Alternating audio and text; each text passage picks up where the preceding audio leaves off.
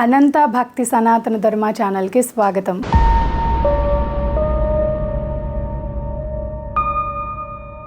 ఓం శ్రీ గణేశాయ నమః. ఓం శ్రీ సరస్వతియే నమః.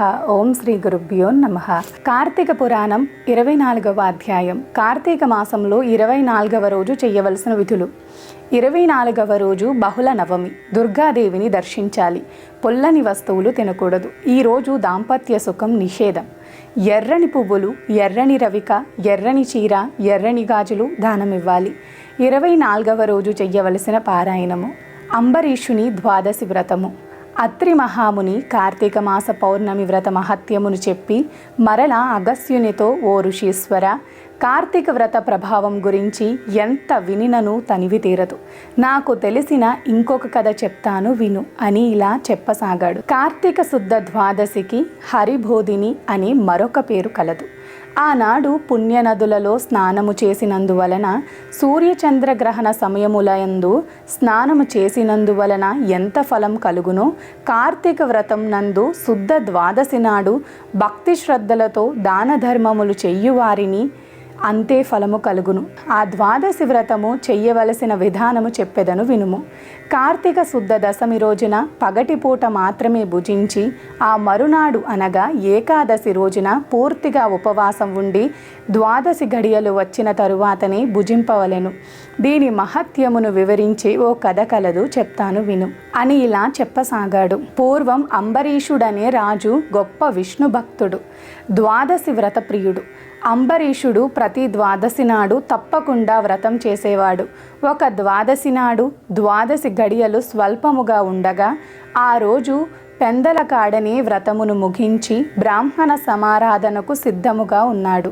అదే సమయమున అచ్చటకు కోప స్వభావుడగు దుర్వాస మహాముని రాగా అంబరీషుడు ఆ మునిని గౌరవించి ద్వాదశి గడియలలో భోజనానికి రమ్మని కోరాడు. దుర్వాసుడు అందుకు అంగీకరించి సమీపమున ఉన్న నదికి స్నానమునకై వెళ్ళాడు. ఆ విధంగా అంబరీషుడు ఎంతసేపు వేచి ఉన్ననూ దుర్వాసుడు రాలేదు. ద్వాదశి గడియలు దాటిపోవుచున్నవి. అంబరీషుడు ఏం చెయ్యాలో తోచక తనలో తాను ఇంటికొచ్చిన దుర్వాసునికి భోజనానికి రమ్మని పిలిచితిని. ఆ ముని నదీ స్నానానికి వెళ్ళి ఇంతవరకు రాలేదు. బ్రాహ్మణునకు ఆతిథ్యము ఇచ్చేదనని మాట ఇచ్చి భోజనం పెట్టకపోవుట మహాపాపము. అది గృహస్థు ధర్మానికి కూడా మంచిది కాదు.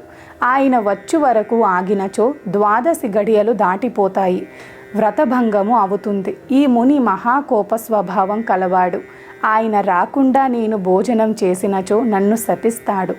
నాకు ఏమీ తోచకున్నది. బ్రాహ్మణ భోజనం అతిక్రమించకూడదు. ద్వాదశి గడియలు మించిపోకూడదు. గడియలు దాటిపోయిన తరువాత భుజించిన హరిభక్తిని వదలిన వాడగుదును. ఏకాదశి నాడు ఉన్న ఉపవాసం వృధా అవుతుంది. ద్వాదశి విడిచి భుజించిన భగవంతునకు భోజనం చేసే దుర్వాసమునకు కోపం వస్తుంది. అదియునుగాక ఈ నియమాన్ని నేను అతిక్రమించినచో వెనుకటి జన్మలయందు చేసిన పుణ్యములు నశిస్తాయి. దానికి ప్రాయశ్చిత్తం లేదు అని ఆలోచించి బ్రాహ్మణ శాపమునకు భయం లేదు. భయమును శ్రీ మహావిష్ణువే పోగొట్టగలడు. కావున నేను ద్వాదశి గడియలలో భోజనం చేయుటమే ఉత్తమము. అయినను పండితులతో పెద్దలతో ఆలోచించుట మంచిదని సర్వజ్ఞులైన కొందరు పండితులను పిలిపించి వారితో విషయమంతయు చెప్పాడు.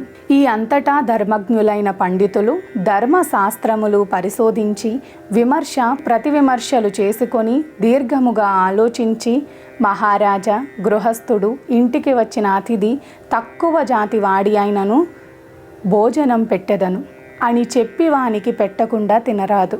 అందులోనూ వేదాంగ విద్యా విశారదుడు, మహాతపశ్శాలియు, సదాచార సంపన్నుడును అయిన దుర్వాస మహామునిని భోజనానికి పిలిచి అతనికి పెట్టకుండా తాను భుజించుట వలన మహాపాపం కలుగుతుంది. అందువలన ఆయుక్షీణము కలుగుతుంది. దుర్వాసుడు అంతటి వానిని అవమానించిన పాపం కూడా రావచ్చును. అతిథి ఏ జాతి వాడైనా గౌరవింపతగ్గవాడే. అందులోనూ దుర్వాసుని వంటి మహాత్ముని అధిగమిస్తే విప్రుని అవమానించినట్లవుతుంది. ఆ అవమానం వల్ల సిరి సంపదలు, ఆయువు అన్నీ నశించిపోతాయి. సర్వం శూన్యం అవుతుంది. కానీ దుర్వాసుడు చేసిన పని కూడా ఏమీ బాగోలేదు. అన్ని ధర్మాలు తెలిసిన పెద్ద మనిషి ద్వాదశి పారాయణకు వస్తానని చెప్పి రాకుండా ఉండటం చాలా పొరపాటు, అధర్మం కూడా. కానీ ఏం చెయ్యాలో ఏమీ తోచటం లేదు. ఏం చేసినా అతనిని అవమానించడమే అవుతుంది. అతిథిని అవమానించిన వానికి ప్రాయశ్చిత్తం లేదు. ఆ విధంగానే ద్వాదశి పారాయణ చెయ్యని వానికి ప్రాయశ్చిత్తం లేదు.